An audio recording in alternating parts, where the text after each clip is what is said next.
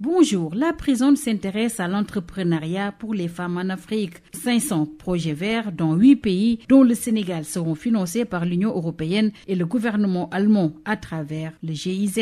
Une rencontre d'information sur les critères de candidature pour bénéficier de financement s'est tenue ce lundi à la délégation à l'entrepreneuriat rapide des femmes et des jeunes. La responsable du groupe Tony et l'Imelo Fondation, Abibatou Assetou Sangara, revient sur la nature de ces projets verts et les critères de sélection. Elle s'exprime au micro de Malamine Mané. Et nous recevons des candidatures qui vont dans le sens des projets verts. C'est pour ça qu'aussi on a mis en place le programme de TEFB Green. Le TEFB Green est en parfaite adéquation avec le programme We4A.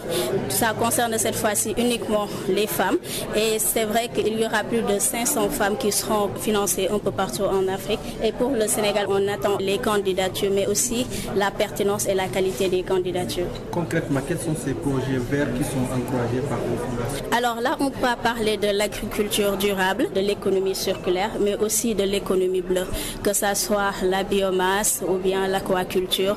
Tous ces projets entrent dans ce canevas-là. Vous comptez enrôler combien de femmes ici au Sénégal? Pour le moment, il n'y a pas encore de chiffre qui a été annoncé, mais pour tous les 8 pays qui ont été sélectionnés, dont le Sénégal, le Malawi, le Togo, pour ne citer que cela, il y aura 500 femmes qui seront accompagnées. Pour les critères, il faudrait juste que le projet entre dans ce canevas-là, la pertinence du projet, mais aussi est-ce que c'est un projet qui pourra dans le futur avoir un impact positif sur l'environnement, mais aussi sur l'écosystème de notre pays. Et la dissémination de l'information, qu'est-ce qui est en train d'être fait à ce niveau? Il y a eu beaucoup de campagnes de communication qui ont déjà été menées, que ça soit en ligne ou bien en présentiel, d'où notre présence ici au niveau de l'ADER pour davantage informer les femmes et que la communication se fasse vraiment et qu'on atteigne les femmes en masse pour qu'elles puissent candidater, recevoir l'information à temps et qu'à chaque fois que quelqu'un pourra recevoir l'information, aller sur notre site,